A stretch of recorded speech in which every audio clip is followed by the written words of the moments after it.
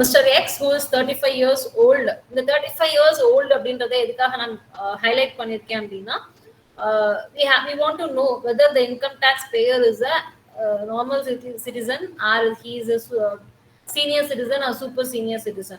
So income tax calculation அப்போ it will change. Senior citizen இருந்தா அவங்களுக்கு ஒரு விதமான deductions and actual slab rate அப்படின்றது சேஞ்ச் ஆகும். சூப்பர் சீனியர்னா again the deductions and slab rate will change. So நம்மளோட ஏஜ் வந்து நம்ம ஃபர்ஸ்ட் ஹைலைட் பண்ணிக்கணும்.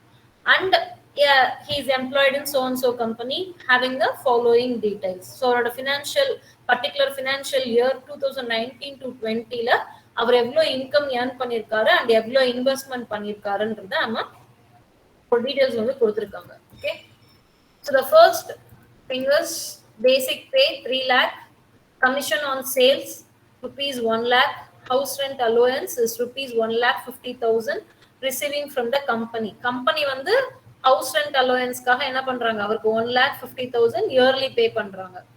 And the contribution by Mr. X to provident fund, அவரோட contribution provident fundல அதாவது ESI PF ன்னு சொல்லி நம்ம கம்பெனில நம்மளோட சேலரியில இருந்து பே பண்ணுவோம் இல்லையா, ஸோ அது வந்து 36,000 he is paying every year.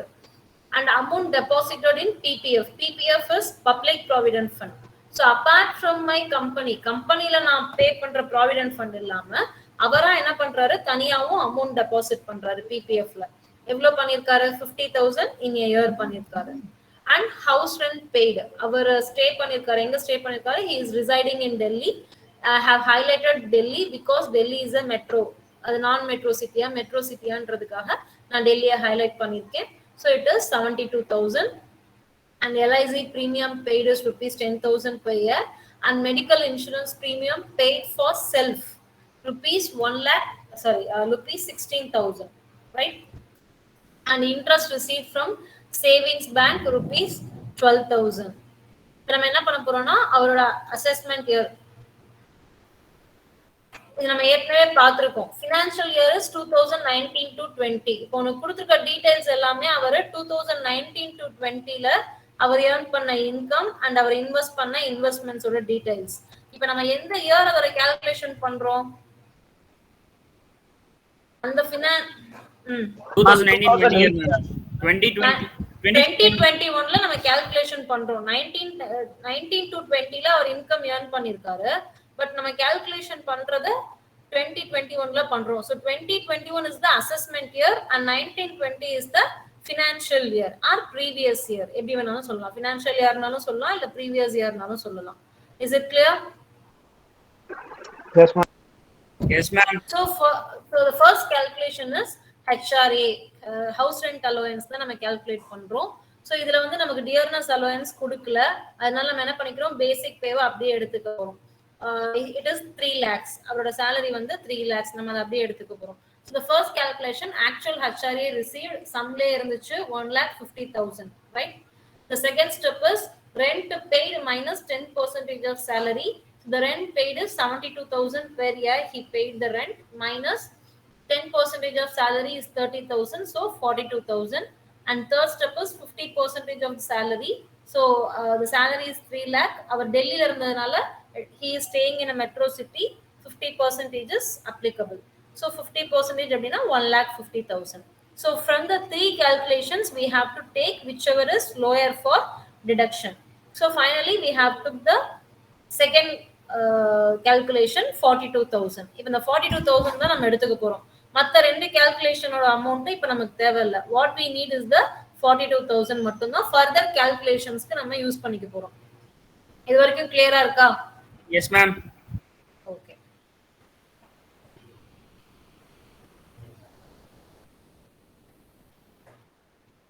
So first point HRA முடிச்சிட்டோம். செகண்ட் பாயிண்ட் நான் என்ன பண்ணிக்கிறேன்னா, எனக்கு எங்கெங்கெல்லாம் டிடக்ஷன்ஸ் வந்து அப்ளிகபிளா இருக்கோ அங்கெல்லாம் வந்து அந்த டிடக்ஷன்ஸ் எந்த செக்ஷன்ஸ்க்கு கீழே வருதுன்றதை நான் மார்க் பண்ணிக்கிறேன். இது எதுக்காக நான் மார்க் பண்ணிக்கிறேன்னா, I want to know how much is the limit. ஏன்னா ஒவ்வொரு டிடக்ஷன்ஸ்லயும் நமக்கு ஒரு லிமிட் இருக்கு. இப்போ 80C அப்படின்னா we could able to deduct maximum of 1,50,000. So நான் என்ன பண்ணிக்கிறேன், எந்தெந்த எந்தெந்த செக்ஷன்ஸ்க்கு கீழே எந்தெந்த டிடக்ஷன்ஸ் வந்து அப்ளிகபிள்ன்றத ஃபர்ஸ்ட் நான் மார்க் பண்ணிக்கிறேன். என்னோட செகண்ட் டிடக்ஷன் வந்து medical insurance up to 25,000. So அதை வந்து நான் என்ன பண்ணிக்கிறேன் 80D அப்படின்றதுல மார்க் பண்ணிட்டேன். அண்ட் வாட் இஸ் 80D ஞாபகம் இருக்கா மேம்? அது வந்து இன்சூரன்ஸ் இப்போ வந்து கம்பெனில இருந்து கட்டுறாங்க மேம். இல்ல it is not for company. 80D அப்படின்றது இண்டிவிஜுவல் டாக்ஸ் பேயர் இல்லைன்னா ஹிந்து அன்டிவைடட் ஃபேமிலி அவங்க 2 பேருக்கு வந்து applicable. And insurance premium and health செக்அப்ல அப் டு 25,000 வரைக்கும் என்ன பண்ணிக்கலாம் கிளைம் பண்ணிக்கலாம். ஓகேவா? பெர் இயர் வந்து அப் டு 25,000 கிளைம் பண்ணிக்கலாம். If suppose is a senior citizen he can claim up to 50,000. நான் ஃபர்ஸ்ட் சொன்னேன் இல்லையா, சம் ஆரம்பிக்கும் போது 35 இயர்ஸ் ஓல்டுன்றதை நம்ம ஏன் மார்க் பண்றோம்ட்டு. இப்போ சப்போஸ் அவர் வந்து ஏஜ் வந்து அபவ் 60 இருந்தாரு அப்படின்னா he could able to claim up to 60,000 sorry up to 50,000. சரியா? அதுக்காக தான் நம்ம என்ன பண்றோம், அவரோட ஏஜ் வந்து நமக்கு ரொம்ப முக்கியம். So according to 80D up to 25,000 for an individual can claim under medical insurance section 80D. ரெண்டாவது வந்து interest from savings bank account according to the section 80 TTA படி ஒரு பர்சன் வந்து சேவிங்ஸ் பேங்க்ல இருந்து வர இன்ட்ரெஸ்ட்ல 10,000 என்ன பண்ணிக்கலாம் டிடெக்ட் பண்ணிக்கலாம். Is it clear? Yes ma'am. Okay. Fourth விட்டுருங்க. ஃபிஃப்த் சொன்னதுக்கு அப்புறமா நான் ஃபோர்த் சொல்றேன். ஏன்னா ஃபோர்த் வந்து நியூ கான்செப்ட். அது நான் ரிடக்ஷன்ஸ்ல வரைக்கும் உங்களுக்கு சொல்லல. அதனால ஃபிஃப்த்துக்கு நம்ம முதல்ல போயிடலாம். Up to ₹1,50,000 under 80C. 80Cன்றது அதுல நிறைய நமக்குள்ள டிவிஷன்ஸ் இருக்கு. 80C, 80CCC, 80CCD, 80CCD1, D2, D1B இந்த மாதிரி நமக்கு நிறைய வந்து டிவிஷன்ஸ் இருக்கு.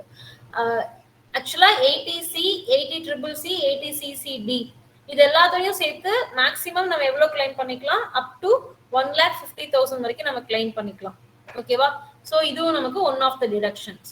இந்த ரிபேட் 87A அப்படின்ற ஒரு கான்செப்ட் வந்து இது வரைக்கும் நான் அந்த டிடக்ஷன்ஸ்ல நான் உங்களுக்கு மென்ஷன் பண்ணி சொல்லி கொடுக்கல. But before getting to the topic we want to know what is rebate. rebate அப்படின்றதோட மீனிங் என்னன்னா, it is nothing but a sum of money that is given back to you because you have paid to சில particular percentage of money என்ன பண்றாங்க உனக்கு repay பண்றாங்க அப்படின்னு எடுத்துக்கலாம். அப்படி இல்லைன்னா you are getting some evasion in taxes. Tax evasion, அதாவது டாக்ஸ் நீ பே பண்ண வேண்டாம் அப்படின்ற மாதிரி உனக்கு ஒரு எவேஷன் கொடுக்குறாங்க. That is rebate actually. So இந்த டாக்ஸ் ரிபேட் அப்படின்றது it has been changing between different years. So 2000 excuse me ma'am சொல்லுங்க ma'am சொல்லுங்க. So we have to update ourselves every year. There may be very small changes. 25,000 அப்படின்றது லிமிட்டா இருந்ததுன்னா திடீர்னு அடுத்த வருஷம் என்ன பண்ணுவாங்க 20,000 மாத்துவாங்க. ஸோ அந்த மாதிரி சின்ன சின்ன சேஞ்சஸ் வந்து இருந்துகிட்டே இருக்கும். So like that 2018 to 2019 financial இயருக்கு நம்ம சப்போஸ் கால்குலேட் பண்ண போறோம் அப்படின்னா we have to follow the last one, rebate 87A. 2018 to 19 financial இயர்னு போட்டிருக்கேன் இல்லையா, அந்த இதை வந்து நம்ம அப்ளை பண்ணணும். If suppose we have to calculate for the 2019 to 20 அப்படின்னா the 5 lakh ஒரு பாயிண்ட் இருக்கு இல்லையா, அதை வந்து நம்ம அப்ளை பண்ணணும். இந்த ரெண்டுக்கும் உள்ள வித்தியாசம் என்னன்னு சொல்றேன். நெட் இன்கம் அப்படின்றது எல்லா கால்குலேஷனும் முடிச்சு டிடக்ஷன்ஸ் எல்லாம் மைனஸ் பண்ணதுக்கு அப்புறமா நமக்கு கிடைக்கிற ஃபைனல் இன்கம் தான் என்னது நெட் இன்கம். இந்த நெட் இன்கம் வந்து 5 lakh பிலோ இருந்துச்சு அப்படின்னா according to 2019 to 20 rebate 87A வந்து இட் இஸ் அப்ளிகபிள். இன்னொரு சம் பார்க்கும்போது கிளியரா புரியும். ஜஸ்ட் இதை வந்து ஒரு நோட் மட்டும் பண்ணிக்கோ. ஓகேவா? அதே இது வந்து 2018 to 19 ஃபினான்ஷியல் இயருக்கு நம்ம ஒர்க் அவுட் பண்றோம் அப்படின்னா the net income should not be more than 3,50,000. ஓகேவா? இந்த பாயிண்ட நோட் பண்ணி வச்சுக்கோங்க. சம்ல வந்து ஆக்சுவலா we are going to calculate for the financial year 2019 to 20 for particularly this point. இந்த பாயிண்ட் புரியணும்ன்றதுக்காக நான் என்ன பண்ணிருக்கேன், இந்த சேம் டேட்டா வச்சு ஃபைனலா 2018 to 19க்கும் நான் ஒரு சின்ன கால்குலேஷன் போட்டு இந்த சம்ல காட்டியிருக்கேன். ஓகேவா?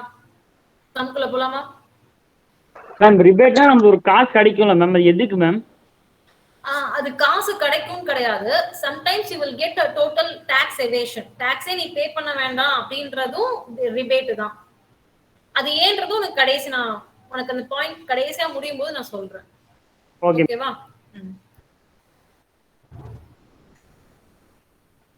So problem according to the problem first நம்ம எப்பவுமே என்ன பண்ணுவோம், இன்கம் ஃப்ரம் சேலரி தான் கால்குலேட் பண்ணுவோம். நம்ம 5 ஹெட்ஸ் ஆஃப் இன்கம்ல first thing is income from salary calculation தான். So basic pay 3 lakh, commission on sales இதெல்லாம் நம்ம சம்ல கொடுத்துருந்தாங்க. கமிஷன் ஆன் சேல்ஸ் வந்து 1 lakh, ஹவுஸ் ரெண்ட் அலோயன்ஸ் அப்படின்றது 1,50,000. ஓகேவா? இப்போ இதுல நான் என்ன பண்றேன்னா, நான் ஃபைண்ட் அவுட் பண்ண HRA exemption 3 steps find out பண்ணி அதுல இருக்கிறதுல லோயஸ்ட் அமௌண்ட் நான் என்ன பண்ணிட்டேன் எடுத்துக்கிட்டேன் இல்லையா, அந்த 42,000 நான் என்ன பண்ணிட்டேன் இங்க டிடக்ட் பண்ணிட்டேன். Okay, so from the first head income from சேலரியில இருந்து எனக்கு கிடைச்ச அமௌண்ட் வந்து 5,08,000. Is it clear? இந்த ஃபர்ஸ்ட் ஸ்டெப் புரியுதா? Yes ma'am, yes ma'am. ஓகேவா? இதுக்கப்புறம் இது இல்லாம நமக்கு 4 ஹெட்ஸ் ஆஃப் இன்கம் இருக்கு. அதாவது இன்கம் ஃப்ரம் கேபிட்டல் கெயின்ஸ்னு ஒன்னு இருக்கு, income from business or profession இருக்கு. சோ இந்த மாதிரி 5 ஹெட்ஸ் இருக்கு. இந்த 5 ஹெட்ஸ்ல first heads is income from salary. Second step is அதுக்கு நடுவுல இருக்கிற மத்த எந்த இன்கமும் இல்ல. So income from other sources மட்டும் தான் நம்ம எடுத்துக்க போறோம். 5 ஹெட்ஸ்ல நம்ம இந்த பர்టిక్యులர் பர்சன் எக்ஸ் அப்படின்றவருக்கு அவர் ஏர்ன் பண்ணிருக்க இன்கம் வந்து இந்த ரெண்டு மட்டும் தான், இன்கம் ஃப்ரம் சேலரியும் இன்கம் ஃப்ரம் அதர் சோர்சஸ் மட்டும் தான். மத்த 3 ஹெட்ஸ் ஆஃப் இன்கம் வந்து அவருக்கு எதுவுமே கிடையாது, இட் இஸ் நில். அதனால நம்ம அதை எதையுமே எடுத்துக்கல. சோ இன்கம் ஃப்ரம் அதர் சோர்சஸ்ல அவர் வந்து interest receive from SP account 12,000 earn பண்ணியிருந்தாரு சம்ல. இந்த பிபிடி வந்து நான் ஷேர் பண்றேன். So you would able to recall once again. சரியா? சோ சம்ல பார்த்தா interest received from savings bank இது மட்டும் தான் ஆக்சுவலா இன்கம். இதெல்லாம் வந்து அவர் பே பண்ண premium paid, LIC premium paid, house rent paid, இது எல்லாமே அவரோட expenses, right? Okay ma'am. Yeah, ma'am. Yeah, ma'am. S ma'am, yes ma'am. So apart from this, only the basic pay is the income, commission on sales is the income, house rent allowance is the income, and interest received is the income. இந்த நாலு தான் income. So இந்த 4 இன்கம்ல base சேலரியிலேயே நமக்கு என்ன வந்துருச்சு, பேசிக் பே வந்துருச்சு, commission on sales வந்துருச்சு, house rent allowance வந்துருச்சு. ஸோ அது இல்லாம கடைசியா ஃபர்தரா இருக்க இன்கம் அப்படின்றது இன்கம் ஃப்ரம் அதர் சோர்சஸ்ல நம்ம காட்டுறோம். That is interest received from savings bank account 12,000. So ஓவராலா அவரோட இன்கம் இவ்வளவுதான், 5,20,000. அந்த 5,20,000ல நம்ம ஆல்ரெடி 42,000 நம்ம என்ன பண்ணிட்டோம், ஹெச்ஆர்ஏ எக்ஸம்ஷனை ஃபர்ஸ்டே நம்ம டிடக்ட் பண்ணிட்டோம். ஓகே, ஏன்னா அந்த ஹெச்ஆர்ஏ எக்ஸம்ஷன் அப்படின்றது இந்த டிடக்ஷன்ஸ் 80C to 80U குள்ள இல்ல, அது தனியா இருக்கிற எக்ஸம்ஷன் அப்படின்றதுனால நம்ம அதை ஃபர்ஸ்டே என்ன பண்ணிட்டோம், டிடக்ட் பண்ணிட்டோம். இந்த டிடக்ஷன்லாம் முடிச்சதுக்கு அப்புறம் நம்ம கிட்ட இருக்கிறது 5,20,000. இப்போ இந்த 5,20,000ல இருந்து நான் என்ன பண்ண போறேன், டிடக்ஷன்ஸ் எந்தெந்த டிடக்ஷன்ஸ்லாம் நான் அப்ளை பண்ணிக்க முடியுமோ அதெல்லாம் நான் அப்ளை பண்ண போறேன். So the first thing is under section 80C. 80Cல வந்து 2 கவர் ஆகுது, கான்ட்ரிபியூஷன் டு 3 கவர் ஆகுது. Contribution to PF 36,000, deposit in PPF account 50,000 and LIC premium paid 10,000. Is it clear? இதுக்கு தான் இங்க நோட் பண்ணி வச்சிருந்தேன். இங்க நோட் பண்ணதுக்கான ரீசன் வந்து இதுதான். Yes ma'am. Yes, ma'am. So இப்போ நம்ம இதெல்லாம் காட்டிட்டோம், எல்ஐசி பிரீமியம் காட்டிட்டோம், கான்ட்ரிபியூஷன் டு ப்ராவிடன்ட் ஃபண்ட் காட்டிட்டோம், கான்ட்ரிபியூஷன் டு பிபிஎஃப் காட்டிட்டோம். இந்த மூணையுமே நான் என்ன பண்ணிட்டேன், ஆட் பண்ணிட்டேன். 36,000, 50,000 and 10,000. Totally it is 96,000. Actually 80Cல நான் எவ்வளவு அமௌண்ட் மேக்ஸிமம் இது பண்ணிக்கலாம், டிடக்ட் பண்ணிக்கலாம்? எதுல ma'am? 80C according to 80C 10,000. Detect பண்ணிக்கலாம்.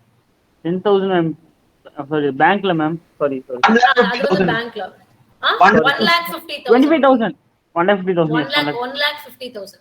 80C பொறுத்த வரைக்கும் மேக்ஸிமம் ஆஃப் 1,50,000 நான் டிடக்ட் பண்ணிக்கலாம். பட் ஆக்சுவல் இன்வெஸ்ட்மெண்ட் எனக்கு எவ்வளவு தான் வருது, 96,000 தான் வருது. சோ the 96,000 அப்படியே எனக்கு அப்ளிகபிள்.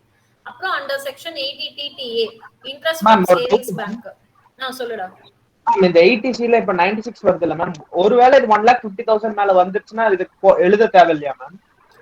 1,50,000 மேல வந்துச்சுன்னா அந்த 1,50,000 வரைக்கும் நீ பே பண்ண தேவையில்ல. apart from the amount you have to pay. இப்ப சப்போஸ் வந்து நான் 2 lakhs வந்து 80Cலயே இன்வெஸ்ட் பண்ணிருக்கேன்னு வெச்சுக்கோ, அதுல 1,50,000 நான் டாக்ஸ் பே பண்ண வேண்டியது டிடக்ட் பண்ணிக்கலாம். அந்த எக்ஸஸ் ஆஃப் 50,000 வருதுல, அந்த 50,000 மட்டும் நான் டாக்ஸ் பே பண்ணணும். Okay ma'am. அதனால தான் என்ன பண்ணுவாங்கன்னா டாக்ஸ், அதாவது இந்த மாதிரி டிடக்ஷன் பண்ற இன்வெஸ்ட்மென்ட் பண்ணும்போதே கால்குலேட் பண்ணி தான் இன்வெஸ்ட்மென்ட் பண்ணுவாங்க. அது வந்து அந்த 1,50,000 குள்ள, ஏன்னா இது வந்து டாக்ஸ் நம்ம பே பண்றதை கம்மி பண்ணணுன்றதுக்காக தான் இந்த இன்வெஸ்ட்மெண்ட்ஸ்லாம் எல்லாருமே பண்ணுவாங்க. ஸோ அவங்க பண்ணும்போதே கால்குலேட் பண்ணி தான் பண்ணுவாங்க. அப்பார்ட் அது அந்த பர்டிகுலர் லிமிட் தாண்டி போகாத மாதிரி இன்வெஸ்ட்மெண்ட் பண்ணுவாங்க. Okay ma'am. Next one is interest from savings bank account. It is up to 10,000 it was allowed actually. நம்ம ஏற்கனவே என்ன பண்ணிருக்கோம், 12,000 இன்கம் ஏர்ன் பண்ணிருக்கோம். அந்த 12,000ல 10,000க்கு நான் என்ன பண்ண வேண்டியதில்ல, டாக்ஸ் வந்து நான் பே பண்ண தேவையில்லை. ஸோ நான் அதை என்ன பண்ணிக்கிறேன், டிடெக்ட் பண்ணிக்கிறேன். ஓகேவா? And then medical insurance premium paid வந்து எனக்கு அப் டு த லிமிட் 25,000 வரைக்கும் அலோட் இருக்கு. ஒரு இண்டிவிஜுவல் என்ன பண்ணிக்கலாம், 25,000 வரைக்கும் அலோட் பண்ணிக்கலாம். அண்ட் சீனியர் சிட்டிசனா இருந்தா 50,000 வரைக்கும் கிளைம் டிடக்ஷன் பண்ணிக்கலாம். But he is 35 years old, so up to 25,000 I could able to deduct. But our pay பண்ணதே 16,000 தான். So அப்ப 16,000 என்ன பண்ணிக்கிறாரு, full deductions he has been applied. So இது எல்லாத்தையும் ஆட் பண்ணா எவ்வளவு அமௌண்ட் வருது, 1,22,000 22,000. So the 1,22,000 ஏற்கனவே நமக்கு எவ்வளவு டோட்டல் இங்க ஃபர்ஸ்ட்ல இருந்தது, 5,20,000 இருந்தது டோட்டல் இன்கம். எஸ், இப்ப அந்த டிடக்ஷன்ஸ் 1,22,000 என்ன பண்ணிட்டேன், மைனஸ் பண்ணிட்டேன். மைனஸ் பண்ணா எனக்கு கிடைக்கிற ஆன்சர் வந்து 3,98,000. Is it clear? S ma'am. Yes ma'am. இப்ப நான் 2019 to 2020க்கு வந்து கால்குலேட் பண்றதுனால அந்த இயரோட ஸ்லாப் ரேட்டை நான் கால்குலேட் பண்ணி பார்க்கறேன். அந்த இயரோட ஸ்லாப் ரேட் படி அப் டு 2,50,000க்கு என்ன பண்ண தேவையில்லை, பே பண்ண தேவையில்ல, டாக்ஸ் பே பண்ண தேவையில்ல. டாக்ஸ் பே பண்ண தேவையில்ல. சோ அப்ப நான் என்ன பண்றேன்னா, என்னோட டோட்டல் நெட் டாக்ஸபிள் இன்கம் டிடக்ஷன்ஸ்லாம் மைனஸ் பண்ணதுக்கு அப்புறம் வர்றது தான் என்னது, நெட் டாக்ஸபிள் இன்கம். சோ அப்ப என்னோட நெட் டாக்ஸபிள் இன்கம் 3,98,000. இந்த 3,98,000ல 2,50,000 வரைக்கும் நான் என்ன பண்ண தேவையில்ல, டாக்ஸ் பே பண்ண தேவையில்ல. சோ ஐ ஆம் டிடக்டிங் திஸ் 2,50,000. பேலன்ஸ் எனக்கு எவ்வளவு இருக்கு, 1,48,000. இந்த 1,48,000க்கு மட்டும் நான் என்ன பண்ணா போதும், டாக்ஸ் பே பண்ணா போதும் மேம். அந்த 1,48,000க்கு வந்து அடுத்த ஒரு லிமிட் வச்சிருப்பாங்க இல்லையா, அதாவது 2,50,000ல இருந்து 5 lakh வரைக்கும் உள்ள அமௌண்ட்டுக்கு 5% டாக்ஸ். சரியா? சோ above 2,50,000 தாண்டா எனக்கு எவ்வளவு அமௌண்ட் தான் இருக்கு, 1,48,000 தான் இருக்கு. சோ அப்ப அந்த 1,48,000க்கு 5% is the tax money. So 1,48,000 into 5 divided by 100, that is rupees 7,400. அப்புறம் அதுல health and education chess 4%. So 7,400ல 4% calculate பண்ணா 296. So the actual tax money what I have to pay is 7,696. Ma'am அது என்ன ma'am health and education chess, அது அப்படினா புரியலடா. Health and education chess அப்படினா இப்போ government வந்து they are providing some free hospitals facilities to the poor persons, right? அம்மாரி education government schools run பண்றாங்க, government colleges run பண்றாங்க. சோ நம்ம எல்லா சிட்டிசன்ஸ்மே அவங்க பே பண்ற டாக்ஸ்ல இருந்து ஒரு சம் பெர்சன்டேஜ் என்ன பண்ணுவாங்கன்னா சர்சார்ஜ் இல்லைன்னா ஹெல்த் அண்ட் எஜுகேஷன் செஸ்ன்னு சொல்லி கலெக்ட் பண்ணுவாங்க. இப்ப நான் வந்து 10,000 டாக்ஸ் பே பண்றேன் அப்படின்னா அந்த 10,000ல இருந்து 4% கால்குலேட் பண்ணி நான் அதை வந்து பப்ளிக் எஜுகேஷனுக்காகவோ இல்லை அவங்களோட ஹெல்த் பர்பஸ்க்காகவோ யூஸ் பண்ணுவாங்க. Okay ma'am. அதை வந்து ஃபைனலா கால்குலேட் பண்ணி இப்போ நீ வெப்சைட்ல போயிட்டு ஆன்லைன்ல கால்குலேட் பண்ணாலும் the final thing it will be there. Health and education செஸ்னு ஒரு இது இருக்கும், ஹையர் எஜுகேஷன் ஒரு இது இருக்கும். ஸோ அது ஆட்டோமேட்டிக்கா உனக்கு ஆட் ஆன் ஆகி தான் உன்னோட total taxable payable tax amount வந்து வரும், நீ பே பண்ண வேண்டிய அமௌண்ட் வந்து வரும். That amount is used for the poor person's education and their health. கவர்மெண்ட்ல கொடுக்குற ஃப்ரீ ஹாஸ்பிட்டாலிட்டி அந்த இதுக்காக வந்து யூஸ் பண்றாங்க. ஓகேவா? Is it clear? Okay ma'am. Okay yes ma'am. Yes ma'am. இப்போ நான் சொன்ன அந்த ரிபேட் 87 மட்டும் நம்ம பார்த்துட்டு இந்த சம் க்ளோஸ் பண்ணிடலாம். ஸோ ரிபேட் 87A நான் வந்து ரெண்டு கான்செப்ட் சொன்னேன், ஞாபகம் இருக்கா? ஒன்னு வந்து நெட் டாக்ஸ் இன்கம் வந்து 87A வந்து சப்போஸ் நம்ம 2019 to 20க்கு கால்குலேட் பண்றோம் அப்படின்னா அது என்ன பண்ணக்கூடாது, 5 lakh எக்ஸீட் பண்ணிருக்க கூடாது. எக்ஸீட் பண்ணலன்னா the rebate 87A is applicable. and the net taxable income 5 lakh தாண்டிச்சுனா it is not applicable, right?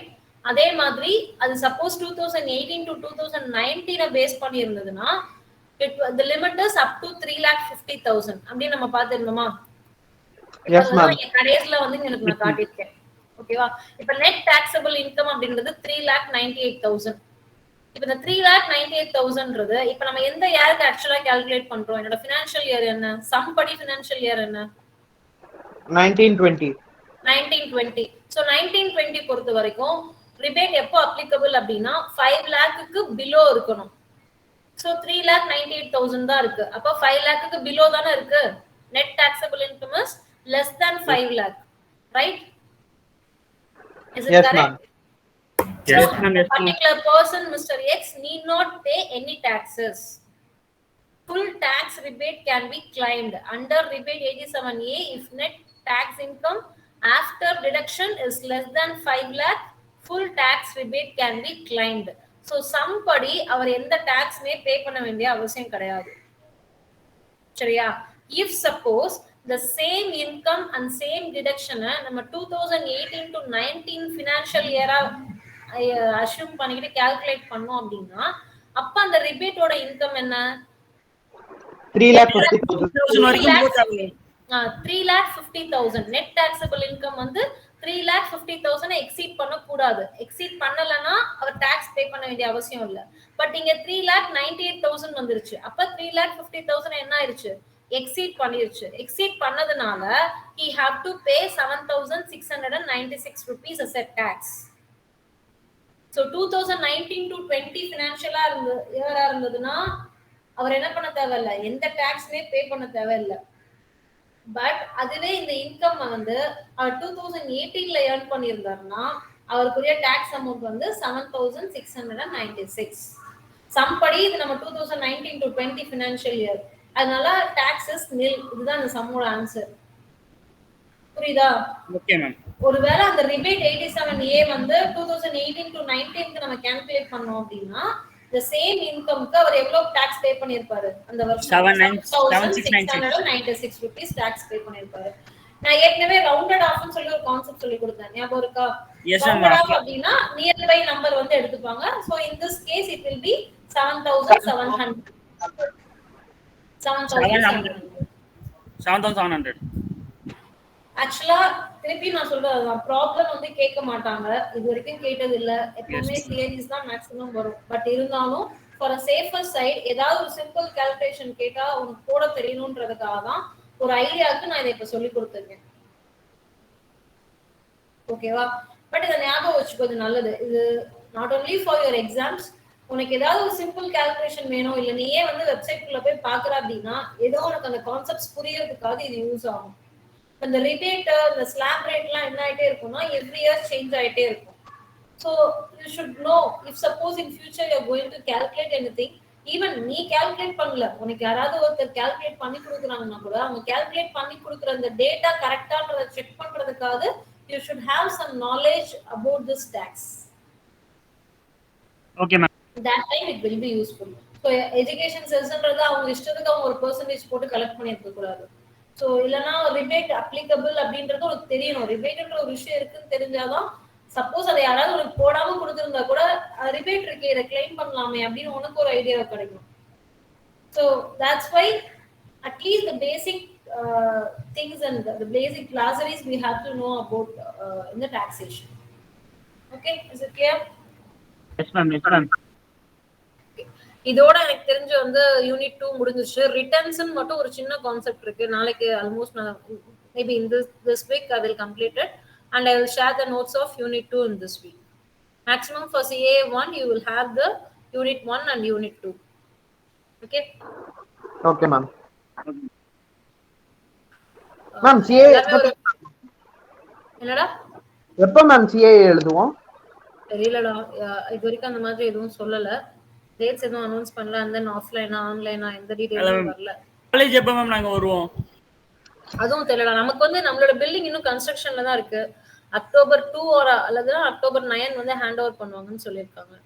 So நம்ம பில்டிங் வந்து கன்ஸ்ட்ரக்ஷன் முடிஞ்சாதான் நமக்கு ஸ்டார்ட் ஆகும், பிபிஏக்கு ஸ்டார்ட் ஆகும். ஏன்னா இப்ப இருக்கிற பிளேஸ்ல வந்து எல்லா கிளாஸையும் என்கேஜ் பண்ற அளவுக்கு ஸ்பேஸ் இல்லை. அதனால அது வரைக்கும் ஆஃப்லைன் தான், சரி ஆன்லைன் தான். சொல்லுடா. மேம் இன்னும் ரிசல்ட் பப்ளிஷ் ஆகலனே வருது மேம் எனக்கு. நீ எப்ப பே பண்ண? மேம் அன்னைக்கு லாஸ்ட்டாக நீங்கள் டேட் கொடுத்துருந்தீங்களா மேம், அதுக்கு முன்னாடி போய் பே பண்ண வந்தேன் மேம், டிடியில் பே பண்ணேன் மேம். உங்களுக்கு கூட ப்ரூஃப் கூட அனுப்பிச்சுருந்தேன் மேம். இன்னொரு தடவை சிஓஇல போய் கேளு சரியா? And Okay, ma'am. எல்லாமே கொஞ்சம் உன்னோட இதை மட்டும் ஆன் பண்ணு, வீடியோ ஆன் பண்ணு. வீடியோ ஆன் பண்ணிட்டு சொல்ற இன்ஸ்ட்ரக்ஷன் நோட் பண்ணிக்கோ. ஒரு ரிசல்ட் பப்ளிஷ் ஆச்சுன்னா கிரீவியன்ஸ் அப்படின்றது